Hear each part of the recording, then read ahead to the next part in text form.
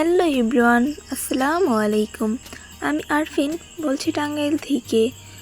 Bangladesh village blog থেকে সবাইকে জানাই স্বাগতম। দূরে এবং কাছে, দেশ এবং দেশের বাইরে যে যেখান থেকে আমার ভিডিওটি দেখছেন, আশা করি সবাই ভালো আছেন। আমিও আলহামদুলিল্লাহ ভালো আছি। চলে এলাম আপনাদের মাঝে আরেকটি নতুন ভিডিও নিয়ে। আজকে চলে যাচ্ছি আমার প্রাণপ্রিয় কলেজে। তো আমি কিন্তু ইন্টার সেকেন্ড ইয়ারে পড়ি, এইচএসসি ব্যাচ 2026। তো সবাই আমার জন্য দোয়া করবেন, আমি যেন আমার পড়াশোনাটা কন্টিনিউ চালিয়ে যেতে পারি। কলেজে যাওয়ার জন্য বেরিয়ে পড়েছি। তো আমাদের বাড়ি থেকে রাস্তায় আসতে কিন্তু 5 থেকে 7 মিনিট সময় লেগে যায়। তো রাস্তায় এসে দেখি একটাও গাড়ি নেই, তাই ভাবলাম অযথা সময় নষ্ট না করে হাঁটতে হাঁটতে চলে যাই আর আপনাদের সাথে কিছু প্রাকৃতিক দৃশ্য শেয়ার করি। তো এইখান থেকে আমার বাজারে যেতে প্রায় 20 থেকে 25 মিনিট সময় লেগে যাবে। তো কষ্ট হলেও কিছু করার নেই, কারণ এখানে দাঁড়িয়ে থাকতে থাকতে ওইদিকে আমার কলেজের টাইম শেষ হয়ে যাবে। তো তাই ভাবলাম হেঁটেই যাই, আর কি করব। ওইদিকে আবার আমার একটা ফ্রেন্ড আমার জন্য দাঁড়িয়ে আছে। তো দেরি হলে অনেক কষ্ট পাবে সে। তো আমার একটু কষ্ট হলে হোক না, তাও তো আপনাদের সাথে আমার গ্রামের কিছু সুন্দর সুন্দর প্রকৃতিগুলো শেয়ার করতে পারছি। যদি আজকে গাড়ি পেতাম তাহলে হয়তো এই সুন্দর সুন্দর প্রকৃতিগুলো আপনাদের সাথে শেয়ার করতে পারতাম না। আর এই যে এখানে একটা বাউন্ডারি দেখতেছেন, এইখানে হলো একটা কবরস্থান করতেছে। এটা কিন্তু অনেক ভালো একটা কাজ, কারণ অনেক আত্মীয় স্বজনরা সবাই একসাথে থাকতে পারবে। আমাদের সবারই একদিন না একদিন মরতেই হবে, কারণ মরণটাই নিশ্চিত। কথা বলতে বলতে চলে এসেছি বাজারে, আর বাজারে এসেই গাড়িতে উঠে পড়লাম। তো এদিকে এক জায়গায় একটা রাস্তা ঠিক করতেছিল, সেইটাই শেয়ার করলাম। আর এইদিকে একটা বাগান আছে, দুই পাশে দুইটা বাগান। পরিবেশটা আমার অনেক ভালো লাগে, তাই একটু আপনাদের সাথেও শেয়ার করে নিলাম। তো আমার ভিডিওটা আপনাদের কাছে যদি একটু হলেও ভালো লেগে থাকে, তাহলে অবশ্যই একটা লাইক, একটা সাবস্ক্রাইব দিয়ে আমার পাশেই থেকে যাবেন। আর এটা হচ্ছে বাঁশের বাজার। অনেকের কিন্তু যখন তখন বাঁশ দরকার হয়, তো এদিকে অনেক বাঁশ পাওয়া যায় আমাদের এইদিকে। তো এই যে একটা জায়গা দেখতেছেন, এটা কিন্তু একটা ইটের ভাটা। তো এখন কিন্তু বর্ষাকাল, এখন কিন্তু ইট পাওয়া যাবে না, কারণ বর্ষাকালে কিন্তু ইট বানানো হয় না, তাই এখন ইট পাওয়া যাবে না। আবার যখন বৃষ্টির দিন শেষ হয়ে যাবে, তখন কিন্তু অনেক ইট বানানো হবে, এখানে একদম ভরাই থাকবে ইটে। তো এখন কিন্তু এই জায়গাটা অনেক সুন্দর লাগছে, আমার কাছে কিন্তু অনেক ভালো লাগছে। মনে মনে বলতেছি যদি একটু এখানে ঘুরে বেড়াতে পারতাম তাহলে কিন্তু অনেক ভালো লাগতো। আর এই দিকের প্রায় সব জায়গায় অনেক সুন্দর। তো এইদিকে দুইটা পুকুর আছে, পুকুরে অনেক মাছও আছে। তো দেখতে অনেক ভালো লাগে, তাই আপনাদের সাথে হালকা করে একটু শেয়ার করলাম। তো যদি ভালো লেগে থাকে তাহলে কিন্তু অবশ্যই আমার পাশে থেকে যাবেন, আমিও আপনাদের পাশে আছি সব সময়। আর এই যে এখানে দেখতেছেন, এখানে কিন্তু একটা সাপ্তাহিক হাট হচ্ছে। তো বলতে গেলে অনেক বড়ই হাট, এটা দেখতে ভালোই লাগে।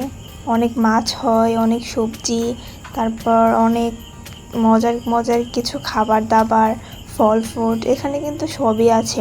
যদি সামনে থেকে দেখতে পারতেন তাহলে অনেক ভালো লাগতো। আর আমি তো গাড়িতে আছি, যদি নেমে দেখাতে পারতাম তাহলে হয়তো ভালোভাবে বুঝতে পারতেন।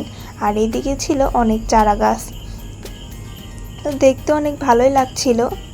সপ্তাহে এখানে 2 দিন হাট হয়, শুক্রবার আর মঙ্গলবার, এই 2 দিনই হাট হয়। কথা বলতে বলতে চলে এসেছি কলেজে। তো নেমে পড়লাম গাড়ি থেকে।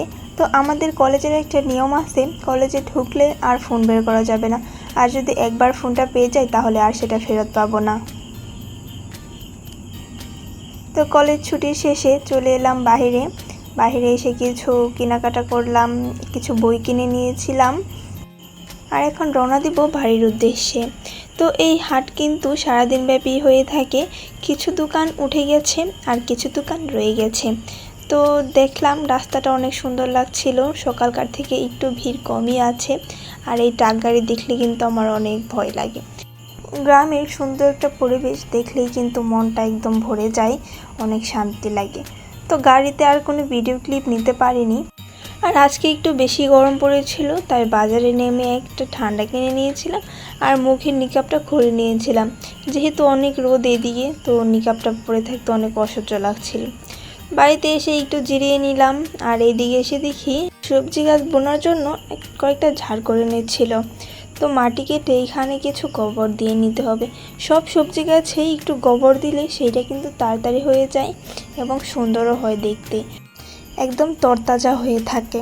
তো এখানে কিন্তু লাউ গাছ বোনা হবে। তো লাউ গাছ প্রথমে একটু গর্ত করে গোবর দিয়ে রাখতে হয় 2-3 দিন, তারপরে বীজ বুনে দিতে হয়। খেতে অনেক মজা, আমাদের বাড়ির সবাই লাউ খেতে পছন্দ করে, তাই আর কি ভাবলো লাউ গাছ বুনে নেই, এখন বুনলে তাড়াতাড়ি হয়ে যাবে আর কিছুদিন পরেই সেটা ধরবে আর খেতেও পারবো। তো গ্রামের বাড়িতে কিন্তু বাজার থেকে এত শাকসবজি কিনে আনা হয় না, বাড়িতেই বুনে নেওয়া হয়। তো উপরে তাকিয়ে দেখি একটা কলার মোচা হয়েছে। তো কলা ধরবে কিছুদিন পরে, আর কলা খেতে কিন্তু আমার ভীষণই ভালো লাগে। তা আর ওইদিকে দেখি আরেকটা কলার বাদি হয়ে আছে, তো এটা কিছুদিন পর পেকেও যাবে, তো খেতে পারবো।